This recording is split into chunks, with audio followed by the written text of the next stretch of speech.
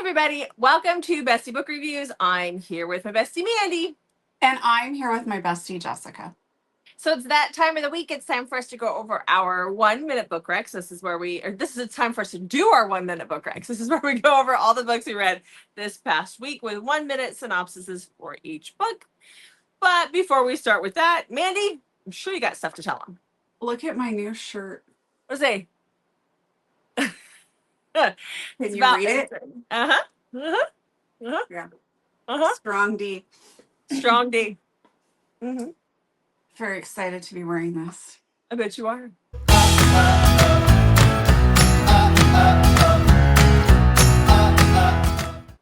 We are going to do the drawing for our winner for the 3K for the Coveted cover books this coming weekend. So it'll be out in next week's 1 minute book recs. I got a couple messages from people who were like, where's the Google Doc? So it is linked in the description. If you're on your phone or a tablet or something, sometimes you have to click it and scroll for whatever reason, but it is up towards the very top. So hopefully you can find it. If you can't, you can always message us at bestiebookreviews@gmail.com, and I'm happy to send you the direct link. You just need to give us your mailing address so we can send it to you if you're the winner. But there's also a place where you can answer some questions or just mark off trope videos that you would like to see from us. And those are helpful because this week you'll have 2 videos that were the 2 most requested so far on that. Yeah. So we decided to go for it. So we do use that. We do. Yes, we do. We do. Also, don't forget to hit like and subscribe. Okay, now let's start talking about some books. Oh, yeah. Yeah. We would love it if you did that too. And thanks for being here. Thanks for 3K. Yes, very much so. Oh, Wait. Oh, and my journal. I'm using a new bookmark. uh-huh. Check this out. Look at it. I hope it shows up well. It's clear. Yes, right? And it's pressed flowers. Uh-huh. So one of our subscribers sent this to me. She has an Etsy shop, so I'll link that below if you guys are interested. But she asked me what my favorite color was, and I was like, oh, I really like pink. So she sent me 4 of them. I'll have to give you a couple the next time I see you because they're just really cool. Yeah. I love them. Cool. So thank you. And I will have that linked below if you're interested in getting your own. I think they're gorgeous. Yeah. Okay, let's talk about a reading week. Okay. Yes. Mine was shit. How was yours? Mine was pretty decent. I read 7 books and I had a 5-star, and then everything else was pretty good too. Okay. It was a busy week. I read 6. I'm only talking about 5. So see, I think when you say that you hardly read anything, you should be at like I read 2 or 3 books. No, for me, that is not a lot of books. Yes. And it was a struggle. It was a struggle to get those in. Yes. So it was a very busy week. Yes. So, yeah. Okay. Okay, so you're going first. No. You read more. You're going first. Those are the rules. Why is reading a punishment? Reading isn't a punishment. This is not a punishment either. You just think it is. It feels like it. Well, because that's all up here for you. I don't know why. For years, I never went first, ever. I know, and it's time. It is time. Now that's all I get to do. Sorry. I mean, I'm not really, but... Okay. Okay. First up, I have a book that you read. Okay. And you may be like, but Mandy, you've already talked about this. I did have it in our... I'm sorry, the dog is like attacking my stand. I did have it in our August wrap up because I read it like the last day of August. So that's why it's on this 1 minute book rec. So if you didn't see that, I will talk about it right now. So This is The Woman by Rin Shear. Jessica's already read this. So this is about Phoenix. Phoenix, I think he's about 25, and this is dystopian. So in this world, women are objects. They are mindless, and they are taken at age 5 and raised somewhere else. Nobody really knows what happens there. and they are trained to basically just do whatever the man that they're going to that picks them it wants them to do. Oh, I didn't set the timer. See, I can't go first. Okay, so now that I have my full minute again, so they're trained to do like cook, clean, and please their man and just be like a yes sir type person with no personality, no thoughts, no opinions, just very bland. So Phoenix has never wanted a woman. It's explained a little bit in the book. He's very, very driven to succeed in his business, which his grandfather and father run. And he's told when he gets to be about 25 that he is going to get to go pick his woman, which is just this huge status boost for the whole family. So grandpa and dad are very excited about this. He is not. So he goes and he's just like, okay, her. So he gets Avery and he notices little things about her that make him think that she actually isn't mindless. And so she's defective. But he's kind of intrigued by this because it just intrigues him. So as time progresses, he now needs to figure out what to do because like it is a huge punishment if you are aware of a defective woman and you don't turn her in. And so he's got to figure out what he wants to do. And again, remember, he is very driven to be successful. So I loved it. I'm usually not into dystopian, but I really, really enjoyed this. It was my 5-star read. Yeah, it was good. So okay, so I continued on over the last couple weeks. I've been reading Casey Shea's Caught series, and so I picked up book 3, which was very interesting. So look at you committing to a series. I'm impressed. Thank you. So this is called Caught in the Chase. Like I said, it's book 3. This is Alicia and Chase's story. If you've read the first couple of books, we meet Chase in the very first book. He has his moments, and this is his redemption story. Alicia is best friends to the heroines from book 1 and 2, but she and Chase both have addiction issues. So in book 1, we find out that she's an alcoholic and that she's been going to AA and she's trying to get her life together. She's been sober for about a year. And she has taken a job for the summer working with youth at this community center farther away from home. And it's out on the Outer Banks. And so she's going to go do that. And it takes her away from her friends and her family, but it really makes her focus on her sobriety and staying sober. Chase has made some really bad decisions, and he ends up having to do some kind of community service or go to jail. And so he is dealing with all of that. He gets assigned to the same community service outreach program as Alicia. Now, he and Alicia have had a couple of times where they have hooked up, and they shouldn't have because it's going to cause problems in the friend group. But now they're going to be forced to spend the summer together. And sorry, I have a dog running in here, and we'll see what happens with that. I gave it 4 stars. I enjoyed it, but there's a lot of talk of sobriety. This does end on a cliffhanger because we get the conclusion to the story in the next book, which I'll talk about here shortly. But yeah, it was good. 4 stars. It's great. He's a firefighter, but we don't see a lot of firefighting in this one because he's dealing with recovery. So, well, good for him. Yes, definitely check your triggers if you have triggers when it comes to alcoholism and those kinds of things. So, okay. Well, next, I got the ALC, so I listened to Hollis by Ashley James. This just came out, so you can go grab it right now. So this is narrated by Alexander Sindis and Brandon Francis. And we have Ford and Hollis. So Ford just got out of a very long, like 20-some year marriage. He's like in his 40s. He's a firefighter.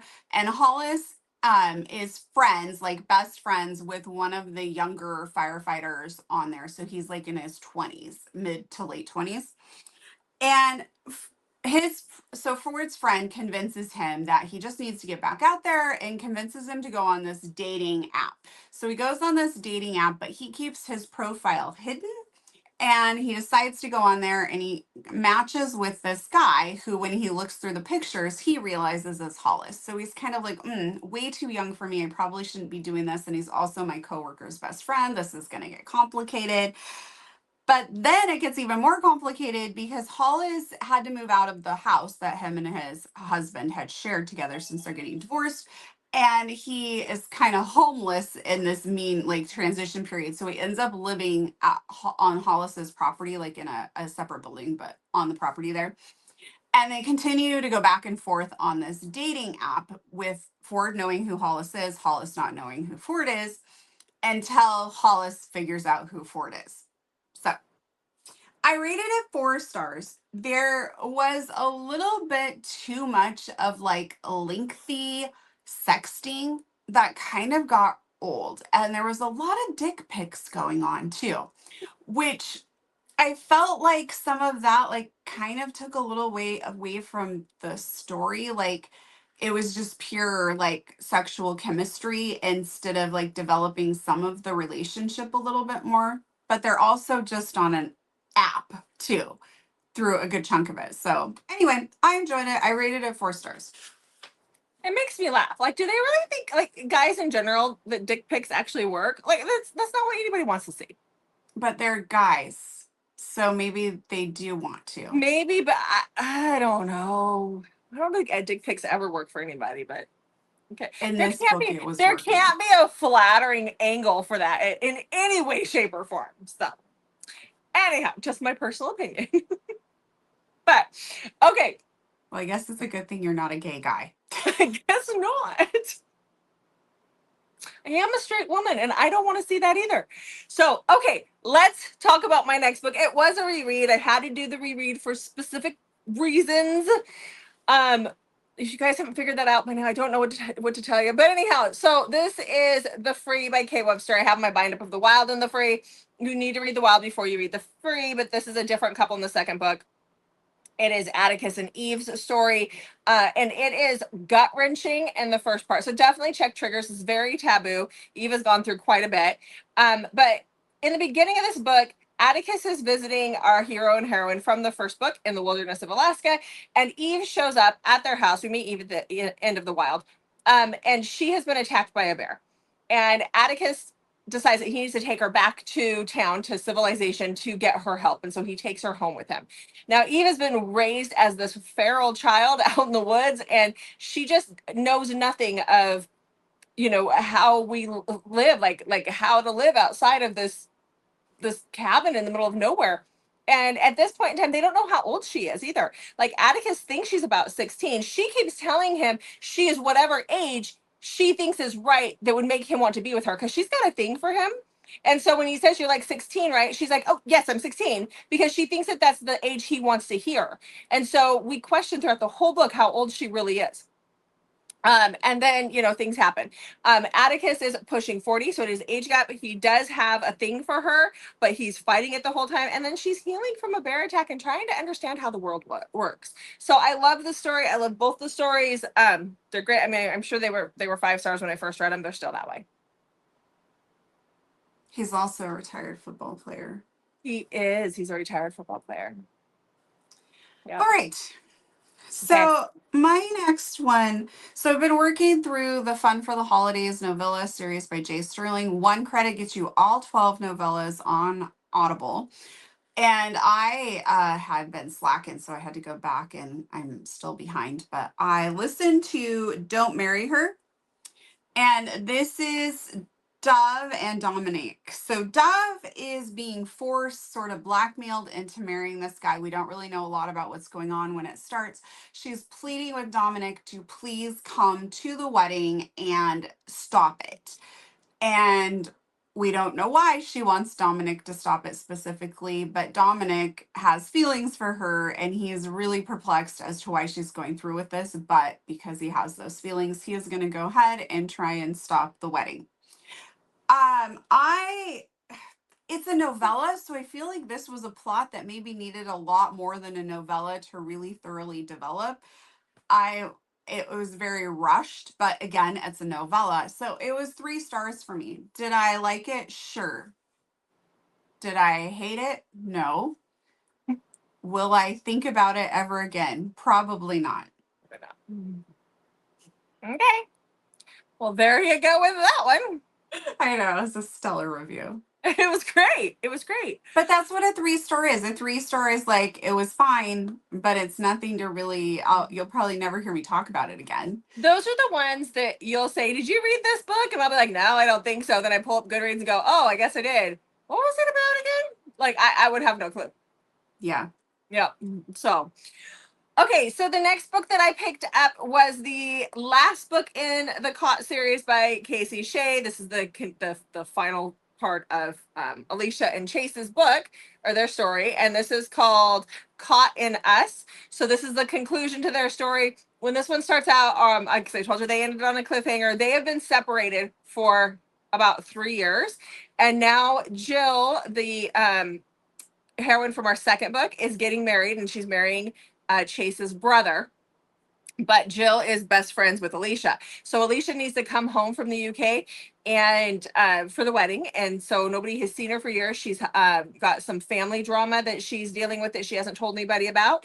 And she assumes that Chase is still an alcoholic and that he hasn't gotten his life together and that he's a mess. And so she comes home very guarded. She comes home with people with her. She brings people with her. And she comes home to find out that he does have his life in order, that he's dating somebody, and that they've been together for a while, and that he's really changed who he is, but that she's missed out on so much since she's been gone because she ostracized herself from her friends and things have changed. And so there's some hurt feelings that have to be addressed. There's also some big things that she brought home with her. So that'll have to be addressed as well. Gave it 4 stars. I felt like, for me, they weren't as angsty as I thought they were going to be. Like, they felt like they'd be really, really angsty books. I didn't feel the angst as much.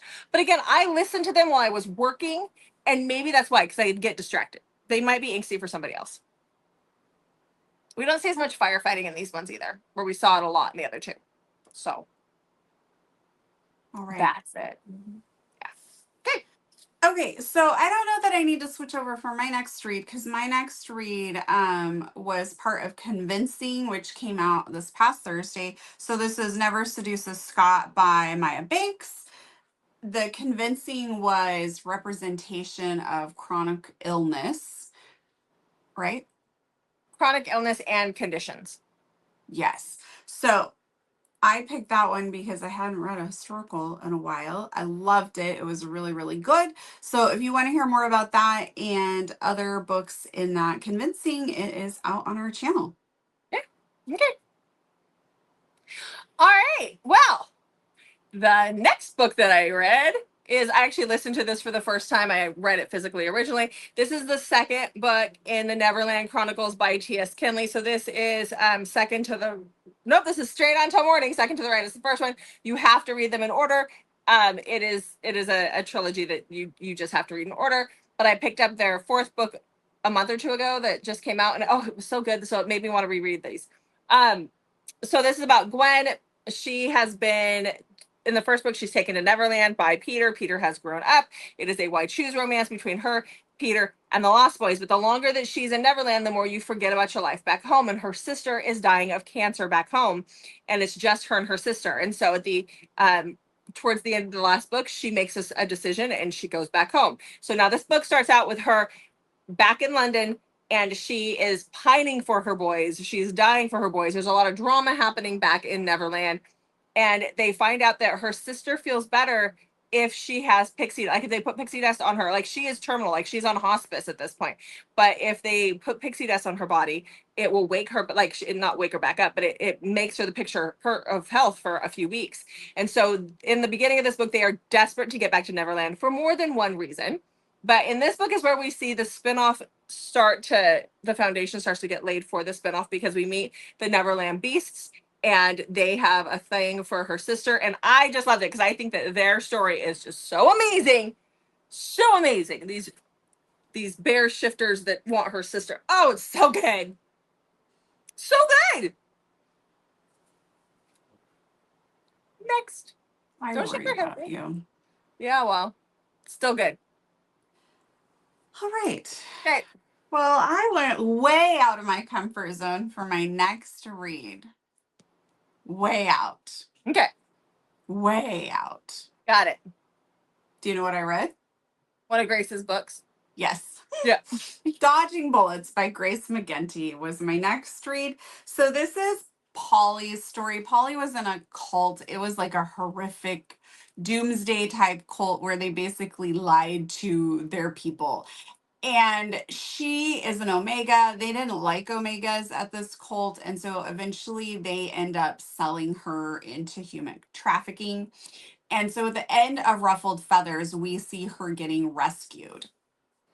So this is her story. So we learn a little more about what her life was like and how she's trying to adjust to her new life here. And Max and Rio take her in. It was Max, I think, who was the one who rescued her. And so they take her in. They also have somebody else that's living with them that has a pretty tragic backstory as well. And so they have like a special room for her that she uses like as a nest. And as I was reading this book, because I'm not into omegaverse and nesting and all of that stuff, I'm like, ooh, that sounds like a fantastic reading space. But no, it's for her heat. I know, but we Go all want one figure. for our reading space. Yeah. It sounded Yeah. fantastic. Mhm. And then I was like, oh, that's right. She needs the Yeah. nest for her heat because, Yeah. yeah, it's an Omegaverse. Yeah. So we then there's a therapist who gets involved in with them as well. And so it's just one big happy family eventually. I really enjoyed it.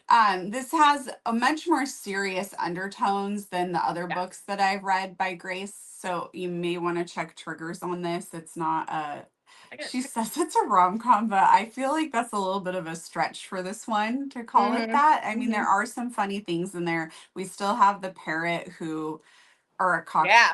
Was it a parrot? I think it was a parrot. The bird who grew up in a crack house and shouts Rufio! inappropriate things and stuff like that. But Yeah. I really enjoyed it. I rated it 4 stars, even though it's wildly different from what I normally read. Yeah. I dream about a nest. It's dark. It's cozy. Oh, Perfect mine reading is spot. bright. I know. Bright and cozy. You would never make it as an Omega. They don't like bright. They like dark. I don't want to be an Omega and have 5 guys living in my home. That sounds like a nightmare. Wait. I mean, romantic, that's a totally different story. But you live in a house with 4 guys. Not like that because you have 3 sons, but that's the same like idea, like dirty boys. Yeah. Yeah. Oh. Just constant. Put your stuff away. Put your stuff away. Put your stuff away. I don't know why the Wi-Fi is not working. Better. Can you please clean your bathroom? But why you know does what? I it do that with smell my in daughters here? too. It's not just a boy thing. My daughters too. I just spent $600 on groceries. Don't you dare tell me there's nothing to eat. Oh, the girls do that too. Like last night when my daughter was getting ready to head out for her. I doubt your girls consume nearly as much food as the boys. No.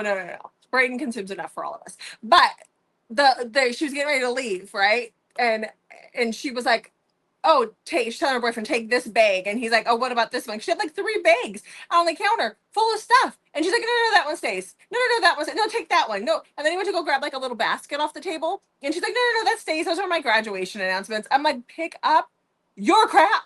Put it away. It's not just a boy thing. She's got stuff everywhere. Yeah, but her stuff isn't probably smelly. No, it's organized, but it's still out where it doesn't need to be. So, okay, next. All right, so my next book, is an arc that I got from January Rain. This book is available now. It just came out Friday, I think. So this is Kentucky Nights. This is her newest release, obviously, but just came out. But this is a vampire story. It's paranormal. So this is about Kentucky. So he was changed. So he's our cowboy. So this is a vampire cowboy. And he was changed by someone he thought he could trust and someone that he thought he loved almost 200 years ago.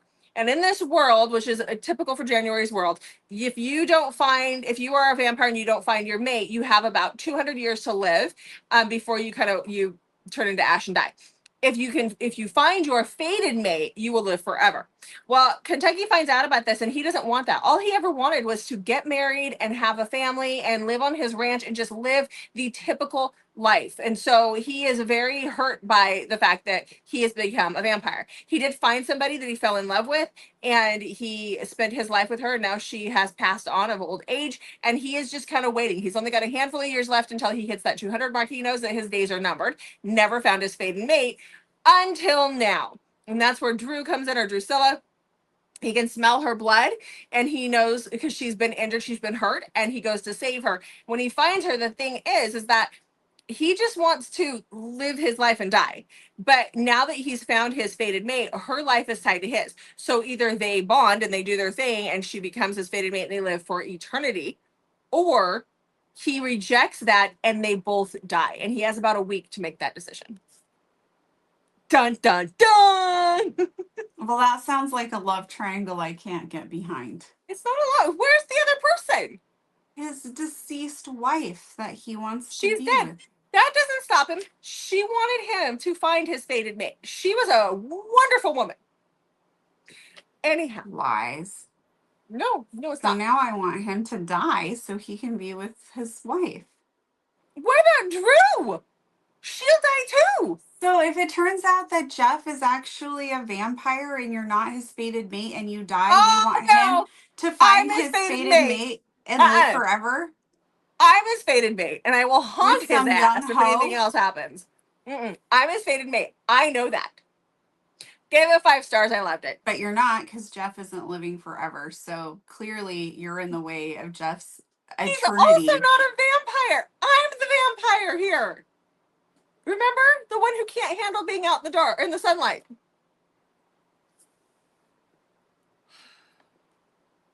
Jeff. He'll survive. Hey, what's your last book? I have 2 more still. I had 7. You said you had 6. I did. Oh. Yeah, but I only talked about 5. Okay. Yeah.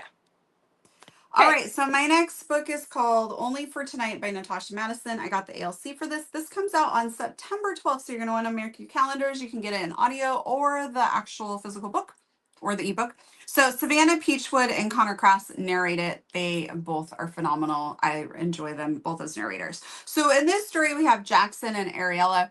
They know each other because their dads have been friends for a long time. So I believe that their parents all have their own books. I haven't read them, so don't quote me on that, but I'm pretty sure that they have their own books.